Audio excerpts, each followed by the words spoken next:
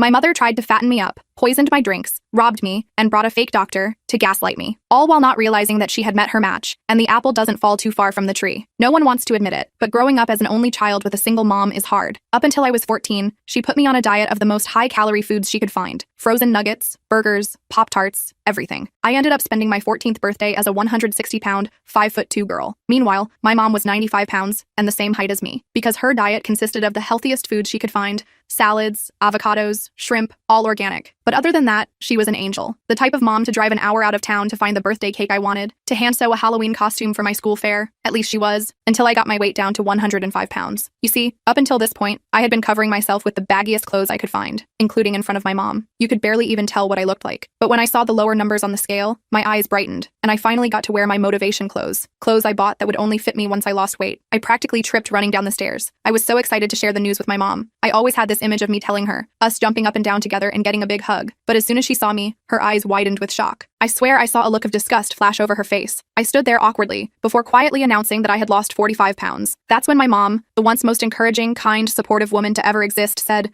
"Just don't let it get to your head," before handing me a plate of toaster waffles drowned in syrup and butter. Tears stung my eyes, and I told myself that she must be having an off day. But as the days went on, it got even worse. She started loading up my plate with double the amount of food, and when I refused to finish, she threatened to tell my school that I never did my own homework, and I had been copying my friends the whole time. But she never followed through. Nothing big really happened after that, just constant tension, silent treatment, until my 17th birthday. And since it was my first time having friends over, I asked my mom if I could have a Halloween-themed birthday party. "Yes, honey, let me make the birthday cake, I insist." It was the first time she had smiled at me in months. I really thought her reign of jealousy was finally over. I was so naive. I dressed up as Snow White, complete with a blue corset and yellow skirt. I was so excited to wear it that I put it on before everyone had arrived. I wanted to surprise my mom, to show her she had the beautiful daughter I thought she always wanted. But as I snuck into the kitchen, I saw something so shocking my heart almost grew legs and ran out of my chest. There was a huge container of powder in her hands that she was pouring directly into the batter. It was a mass gainer, the kind that adds 700 calories per scoop. I screamed. She turned around and the powder went everywhere. Her face went red. She even looked a little ashamed, but I didn't care. To me, my birthday had been ruined, but I didn't react. I just smiled and joked about how I'm glad she's helping me to fatten up. My mom thought she had raised a pushover, a girl who couldn't fight back, but she was wrong, and I was going to make sure of it. The party went ahead as planned. Mom quickly wiped up the evidence and claimed she was just adding protein to make the cake healthier. She threw together a new cake while I greeted my guests, and I made damn sure not to eat a single bite of anything she made that day. My friends were cool. We played Halloween games, took a ton of pictures, and I actually had fun despite knowing what had just happened. But every time I looked at my mom smiling and playing the perfect host, I felt sick to my stomach. That night, after everyone left, I sat in my room planning. My mom thought she had raised a pushover who couldn't fight back. She had no idea what was coming. The next morning, I went to the bathroom scale and made a big show of weighing myself while Mom was nearby.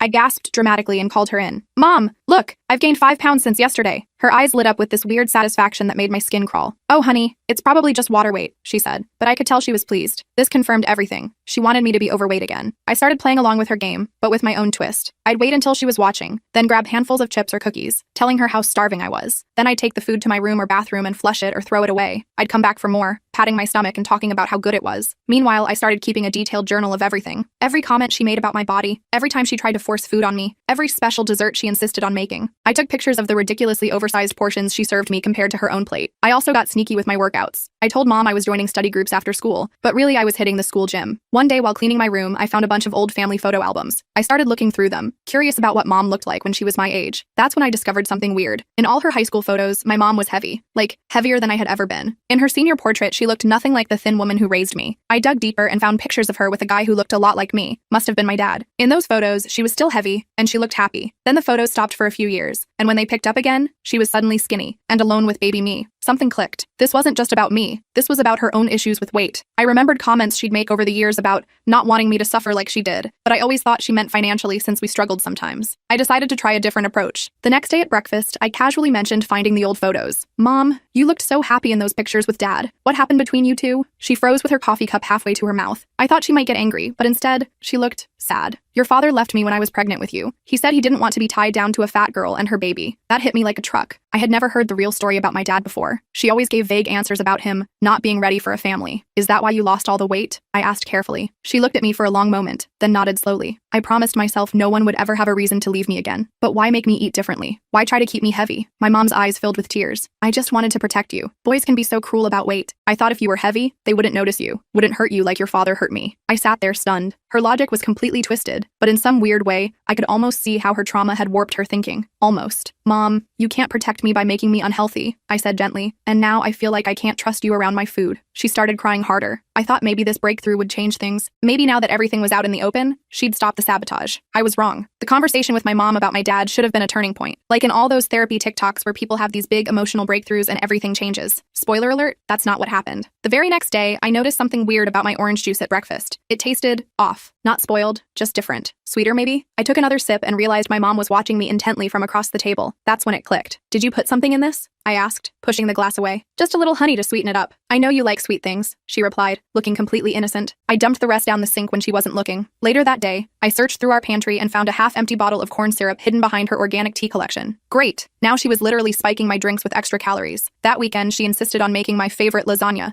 which somehow had twice as much cheese as usual. When I only took a small portion, she actually teared up. "I spent hours making this special for you," she said sadly. The guilt trip was real. I felt like I was trapped in some bizarre psychological warfare. My own mother was basically trying to force-feed me like some twisted version of Hansel and Gretel. Every day became a new battle around food. I needed help dealing with this mess. So I turned to Reddit, of course. I posted my situation on r/relationships and immediately got flooded with replies. Most people were horrified, calling it abuse and telling me to move out ASAP. Easy for them to say. I was still in high school with no money. But one comment from a user named Health Coach Linda really stood out. She suggested that instead of fighting my mom directly, I should try enlisting an ally, preferably a family member my mom respected who could help talk some sense into her. I thought about it for a while. The only person who might fit that description was my Aunt Trisha, my mom's older sister. They weren't super close, but my mom definitely respected her opinion. Aunt Trisha lived about 2 hours away and always sent me birthday cards with $50 checks. We weren't close, but she seemed normal enough. I found her number in my mom's address book and nervously dialed it the next day while mom was at work. When she answered, I almost hung up, but I forced myself to explain the situation. "Your mother's doing what?" Aunt Trisha's voice practically exploded through the phone after I finished explaining. She was silent for a moment, then said, "I'm coming over this weekend. Don't tell your mom I'm coming." That Friday evening, we heard a car pull into our driveway. Mom wasn't expecting anyone, so she peeked through the curtains and her face went white.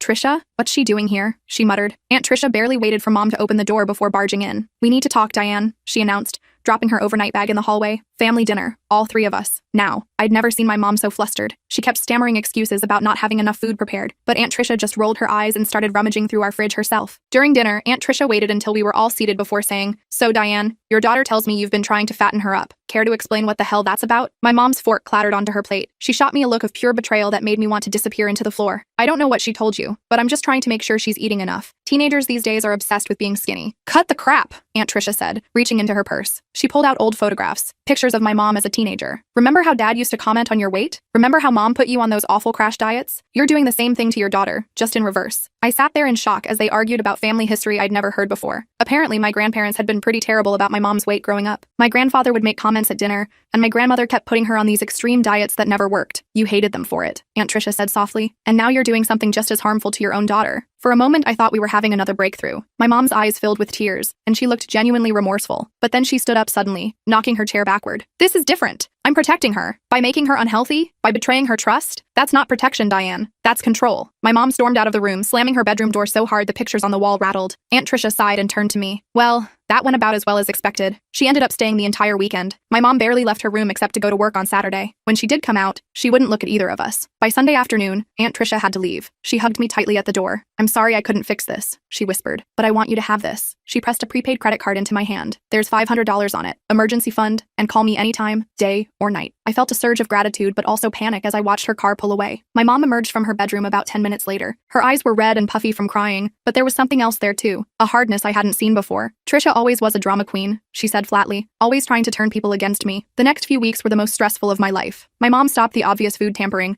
but she started something way worse, psychological warfare. She'd leave women's fitness magazines around the house, open to articles about eating disorders. She'd make comments whenever I skipped dessert, like, "I hope you're not developing an unhealthy relationship with food." The gaslighting was driving me insane. I'd catch her adding butter to my portion when she thought I wasn't looking, then she'd deny it completely. "You're getting paranoid, honey. Maybe we should talk to someone about that." I started keeping all my own food in a plastic bin in my closet. Protein bars, apples, nuts, stuff that wouldn't spoil. I'd pretend to eat her food, then throw it away when she wasn't looking. It felt wasteful, but I was desperate. One night I came home late from studying at the library to find mom sitting in the kitchen with a middle-aged woman I'd never seen before. They both looked up when I walked in. "Honey, this is Dr. Reynolds," mom said sweetly. "She's a nutritionist who specializes in teenage eating disorders." My stomach dropped. "I don't have an eating disorder." Dr. Reynolds smiled gently. "Why don't we chat for a bit? Your mother is concerned about some of your eating habits." I wanted to scream. Instead, I sat down and listened as this woman, who I later found out wasn't even a real doctor but some holistic nutrition coach my mom found online, lectured me about nourishing my body and intuitive eating, all while my mom nodded along with this concerned look on her face. After the fake doctor left, I confronted my mom. What was that about? I'm worried about you, she said with fake sincerity. You're hiding food, skipping meals. These are warning signs. The only reason I'm doing that is because you keep trying to make me fat again, I blurted out. Her expression darkened. See? This obsession with weight isn't healthy. Dr. Reynolds thinks you might need more intensive help. A chill ran down my spine. Was she threatening to send me to some kind of treatment center? Could she even do that? I didn't wait to find out. That night, I texted Aunt Tricia. Things getting worse. Mom bringing in fake doctors now. The next morning, I decided to change tactics. Fighting my mom directly wasn't working. I needed to be smarter, so I pretended to have a change of heart. Mom, I said at breakfast, pushing my cereal around. Maybe you're right. I think I have been a little obsessive about food lately. The look of triumph on her face was almost worth the lie. Almost. Oh, sweetie, I'm so glad you realized that, she said, immediately putting 2 Pop-Tarts in the toaster. We'll get through this together. For the next week, I pretended to go along with everything. I ate the massive portions she served, smiled through her nutrition lessons, even agreed when she suggested I stop exercising so much. But as soon as she wasn't looking, I'd be on my phone, researching and making plans. I found out that in our state, I couldn't legally move out until 18 without parental consent. But I was turning 18 in just 4 months. I needed to start preparing. I applied for every scholarship I could find for college, focusing on schools at least 2 states away. I started selling clothes I didn't wear anymore on Poshmark for extra cash. I even picked up a weekend job at the mall, telling my mom it was a teen social skills group, recommended by school. My friend Zoe was the only person at school who knew the full story for a long time. She helped me set up a separate bank account where I could deposit my paychecks without my mom knowing. By my estimation, I'd have almost $2,000 saved by graduation, plus Aunt Tricia's emergency card. Then one afternoon, disaster struck. I came home early from social skills group, actually my mall job, because I had a migraine. The house was supposed to be empty. Mom always went grocery shopping on Saturday afternoons. But as I walked upstairs to my bedroom, I heard rustling coming from inside. I pushed open the door to find my mom going through my closet, the bin of food supplies dumped out on the floor. She was holding my bank statements. What is all this? She demanded, waving the papers. You're working at Pretzel World? And what's this bank account I don't know about? My heart was pounding so hard I felt dizzy. Mom, I can explain. You're planning to leave, she said, her voice eerily calm. You're hiding money and food and making secret plans. I didn't deny it. What was the point? She'd found everything. I'm almost 18, I said quietly. I need to start being independent. She laughed, but there was no humor in it. Independent? You're still a child. You can't even make healthy food choices without me. That night, my mom took my phone, my laptop, even my library card. Until you can prove you're making healthy choices, these are off limits, she announced. She also informed me that she'd called Pretzel World and told them I had to quit for health reasons. I felt completely trapped. No phone, no computer, no job, no way to contact anyone. She even started driving me to and from school, waiting in the parking lot to make sure I actually went inside. For 3 days, I went through the motions like a zombie. I ate whatever she gave me, nodded at her lectures, and tried to figure out a new plan. The weight of the situation felt crushing. On the 4th day, my English teacher, Ms. Garcia, held me back after class. Everything okay, Amber? You seem not yourself lately. Something in her kind expression broke me. I started crying right there in the classroom. Between sobs, I told her everything. The food tampering, the control, the isolation. Ms. Garcia listened without interrupting. When I finished, she handed me some tissues and said, "This isn't normal or healthy parenting, Amber. There are resources that can help." She let me use her classroom phone to call Aunt Tricia during lunch. When I explained what happened, Aunt Tricia was furious. "This has gone too far. I'm calling a family meeting. Your grandmother needs to hear about this." Grandmother? I barely knew my grandmother. She lived in Florida and sent me $25 gift cards at Christmas. According to Mom, they weren't close because Grandma was judgmental. Now I understood why. 2 excruciating days later, my grandmother's Lincoln Town car pulled into our driveway, followed by Aunt Tricia's SUV. I watched from my bedroom window as the 2 women marched up to our front door like an intervention squad. My mom completely fell apart when she saw her mother. It was like watching someone transform from a controlling adult into a defensive teenager in seconds flat. "Mother, this isn't a good time," she stammered. Grandma Margaret wasn't having it. She was a tiny woman, maybe 5 feet tall, but she had this presence that filled the room. "Diane Marie, you open this door right now, or I swear to God I will call every neighbor on this street to witness this." The family showdown that followed was both horrible and vindicating. We all sat in the living room while Aunt Tricia outlined everything I'd told her, with me filling in details when asked. Mom kept trying to interrupt with her version, that I was developing an eating disorder, that I was paranoid, that she was just trying to help. Grandma Margaret finally held up her hand, silencing everyone. "Diane, do you remember what you said to me when you were 17? You said if you ever had a daughter, you would never do to her what I did to you." My mom's face crumpled. "This is different." "No, it's not. It's worse. I controlled your food because that's what mothers did in my generation. We didn't know better, but you're doing it deliberately to keep her dependent on you." For the first time, my mom didn't have a comeback. She just sat there, tears streaming down her face. Grandma turned to me next. "Amber, I owe you an apology too. I should have been more present in your life. I let old conflicts keep me away, and you suffered for it." That night, they worked out a plan. I would finish my senior year living with Aunt Tricia. Mom would start therapy, real therapy, not some holistic coach, to work through her issues. We'd try family sessions together once her therapist thought she was ready. As I packed my things, Mom stood in my doorway looking lost. I really thought I was protecting you, she said quietly. I paused, a stack of t-shirts in my hands. I know you believe that, but Mom, you can't protect someone by controlling them. She nodded slowly. Your father really did leave because of my weight, you know. He said he wasn't attracted to me anymore after I gained the pregnancy weight. Then he was a jerk who didn't deserve you, I said firmly. But making me overweight wouldn't have protected me from jerks. It just would have made me miserable. For a moment, I saw clarity in her eyes, real understanding. I'm sorry, Amber. I really am. I wanted to believe her. Part of me did. But trust is like a mirror. Once it's broken, you can't just tape it back together and pretend not to see the cracks. When I carried my suitcases downstairs, Aunt Tricia was waiting. Grandma Margaret had already taken Mom for coffee to discuss next steps. As we loaded my stuff into Tricia's car, I felt this weird mix of emotions. Relief, sadness, hope, fear. You know, Aunt Tricia said as we pulled away from the only home I'd ever known, your mom isn't a monster. She's a person who never dealt with her own trauma and ended up passing it on. I watched my house disappear in the side mirror. Do you think she'll ever really change? Aunt Tricia sighed. I don't know, honey. But here's what I do know. You broke the cycle. You recognized what was happening and you fought back. That takes incredible strength. As we drove toward my new temporary home, I thought about everything that had happened. My mom had tried to make me into something I wasn't because of her own fears. She'd used food as a weapon, trust as a bargaining chip, but I hadn't let her win. I'd found my voice, built my strength, and stood up for myself. The road ahead was uncertain. Would Mom actually go to therapy? Would our relationship ever heal? Could I learn to trust her again? Those were tomorrow's problems. Today, I was just proud of myself for fighting back, for not becoming the pushover she thought she'd raised. Living with Aunt Tricia turned out to be exactly what I needed. Her house was smaller than ours, but it felt so much more open somehow. She worked as a real estate agent, so her schedule was flexible. The first night there, she sat me down with a notebook. House rules, she said. Number 1, you make your own food choices. I'll keep the kitchen stocked. You decide what to eat. Number 2, honesty. Always. If something's bothering you, we talk about it. Number 3, you're almost an adult, so I'll treat you like one. That means freedom, but also responsibility. It was like someone had lifted a 100-pound weight off my chest. For the first time in years, I could just exist. No food wars, no mind games, just normal teenage stuff like homework and college applications. Mom started therapy the following week. Her therapist recommended we have very limited contact for the first month while she worked through some of her issues. I was honestly relieved. I needed the space. When we finally did have our first supervised visit at her therapist's office, Mom looked different somehow. Smaller, less certain. She handed me a letter she'd written as part of her therapy. I don't expect forgiveness, she said quietly, but I want you to know I'm trying to understand what I did wrong. I took the letter but didn't read it right away. Some wounds need time before you can poke at them again. Meanwhile, my life was finally moving forward. I got accepted to 3 colleges, including my top choice with a partial scholarship. Aunt Tricia helped me apply for financial aid. For the first time, I felt like my future was actually mine to shape. By the time prom rolled around in May, I'd been living with Aunt Tricia for nearly 3 months. I hadn't planned on going until my friend Zoe insisted we go together as friends. We found these amazing vintage dresses at a thrift store and spent weeks altering them. The night of prom, I was getting ready when the doorbell rang. I heard Aunt Tricia answer it, followed by quiet conversation, then a knock on my bedroom door. Someone here to see you, Aunt Tricia said, looking slightly uncomfortable. I walked into the living room to find my mom standing there, holding a small gift bag. She looked nervous. I heard tonight was your prom, she said. I wanted to bring you this. Inside the bag was a delicate silver bracelet with a small charm shaped like a bird. It's a phoenix, she explained, rising from the ashes. I thought it suited you. I didn't know what to say. Part of me wanted to reject the gift out of principle, but another part recognized that this was her trying, in her own way, to make amends. Thank you, I said, slipping it on my wrist. It's beautiful. You look beautiful, she replied, her voice cracking slightly. Healthy and strong and beautiful. We didn't hug.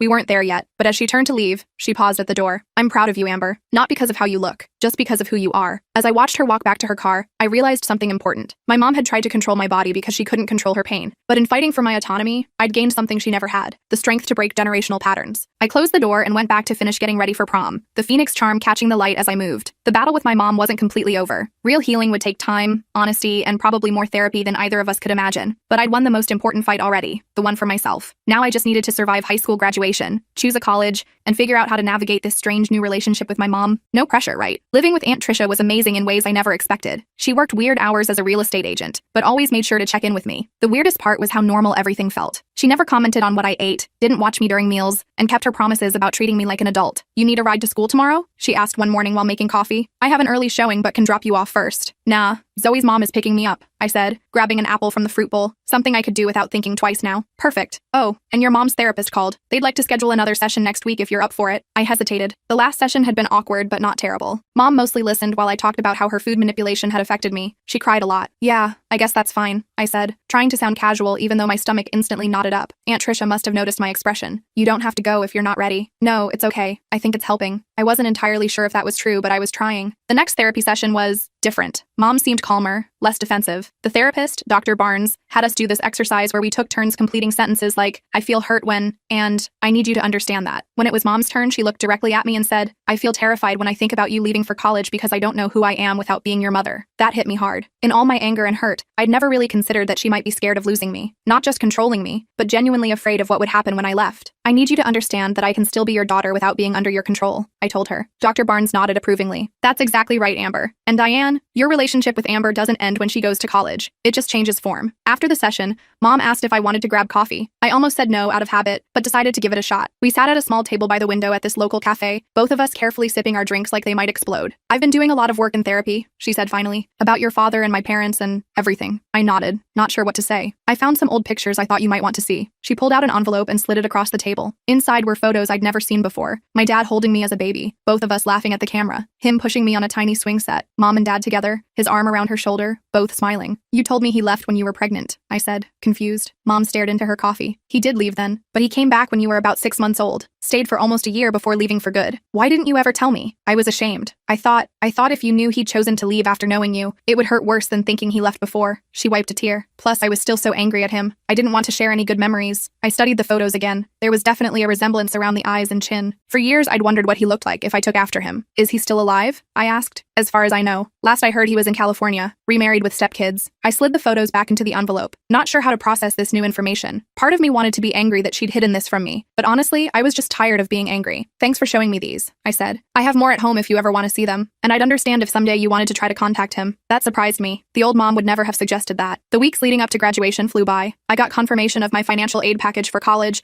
I'd be attending State University about 3 hours away. Close enough to visit, but far enough for real independence. The scholarship plus financial aid would cover most costs, and I could work part-time to handle the rest. Aunt Tricia helped me shop for dorm supplies, making a whole event out of it. You need one of these shower caddies, she insisted, tossing one into our cart, and decent towels. The ones in dorms are like sandpaper. Meanwhile, things with Mom remained complicated. We had coffee every couple of weeks. Sometimes it was okay, sometimes awkward. She slipped up occasionally, making comments about my appearance or what I was eating, but would catch herself and apologize. Progress, I guess. Graduation day arrived with perfect May weather. I put on my cap and gown at Aunt Tricia's house, nervous but excited. Mom had texted asking if she could come take pictures before the ceremony. I'd said yes, despite the butterflies in my stomach. When she arrived, she was carrying a small gift bag and looking uncharacteristically nervous. You look beautiful, honey, she said, and for once, it didn't sound loaded with hidden meaning. Thanks, Mom. I got you something. It's not much, but she handed me the bag. Inside was a leather-bound journal with my initials embossed on the cover. The first page had a handwritten note. For new beginnings and your own story. Love, Mom. I blinked back tears. It's perfect. Thank you. We took some photos in Aunt Tricia's backyard. Mom, Aunt Tricia, and me. Then just Mom and me. Then some silly ones where Aunt Tricia made us do poses like we were superheroes. At the ceremony, they sat together. It was weird seeing them side by side, but nice too. When they called my name to get my diploma, I heard both of them cheering. Afterward, we went out for a celebratory dinner at my favorite restaurant. No comments from Mom about carbs or portions or anything food-related. Just normal conversation about college plans and my friends' summer jobs. It felt almost normal. As we were finishing dessert, which Mom didn't pressure me to eat or avoid, she cleared her throat nervously. I've been talking with my therapist about what happens when you go to college, she said, and I wanted to run something by you. I tensed slightly, waiting for the control to resurface. I was thinking maybe I could come visit campus sometimes. Maybe once a month, we could have lunch or something. She rushed to add, only if you want, of course, and I'd always call first. I considered this. Monthly visits seemed reasonable. That might work. Let me get settled first though, okay? She nodded, looking relieved. Of course. And maybe you could come home for some weekends? When you want to? I mean, maybe, I said, not committing but not refusing either. Aunt Tricia jumped in. And my house is always open too. Anytime you need a break or just want to visit. I smiled, genuinely touched. Thanks, both of you. That summer passed in a blur of preparation. I worked at a local coffee shop to save up extra money. Spent time with Zoe and my other friends. Started running in the mornings, not to lose weight, but because I actually enjoyed how it made me feel. Mom invited me over for dinner a few times. Her house, my old house, felt smaller somehow. She'd redecorated my old room, turning it into a home office but keeping some of my childhood stuff displayed on shelves. It wasn't as weird as I expected. One evening in late July, she asked if I could help her clean out the attic before I left for school. I agreed, curious about what we might find. The attic was dusty and hot despite the portable fan we set up. We started sorting through old boxes, Christmas decorations, winter clothes, random household items she'd forgotten about. Then I found a box labeled Diane High School. Inside were yearbooks, photos, and notebooks. I opened a yearbook from her senior year, finding her photo easily. She looked so different. Heavier, yes, but also sadder somehow. Nothing like the confident, thin woman who raised me. You can look through those if you want, she said, noticing what I'd found. Though I warn you, the fashion was terrible. I flipped through pages, finding pictures of her in band uniform, at prom with a guy who wasn't my dad, standing with friends by a locker, normal teenage stuff. Were you happy in high school? I asked. She sat down next to me, fanning herself with an old magazine. Sometimes, not often, kids were cruel about my weight, and Dad was worse. Grandpa? Yeah, he'd make these comments at dinner, joke about how I'd never find a husband if I didn't slim down. She shook her head. Mom would try these crazy diets on me. Grapefruit for breakfast, lunch, and dinner one week, cabbage soup the next. That sounds awful. It was. I promised myself when I had kids, I'd never do that. She gave a bitter laugh. Instead, I did the opposite. Kept you heavy so boys wouldn't notice you. So stupid. Why didn't you ever tell me all this? Pride, I guess. And shame. She pulled out another photo album. Here's your dad, when we first met. The picture showed a younger version of the man from the other photos. Tall, kind of lanky, with my same dark hair. He liked that I was curvy when we met, she said softly. Said it was more to love. Then after I got pregnant, he changed his tune. Started comparing me to thinner women. I studied the photos, trying to reconcile this information with the anger I'd felt toward my mom for so long. It didn't excuse what she'd done, but it helped me understand it a little better. I really am sorry, Amber, she said, closing the album. I know I've said it before,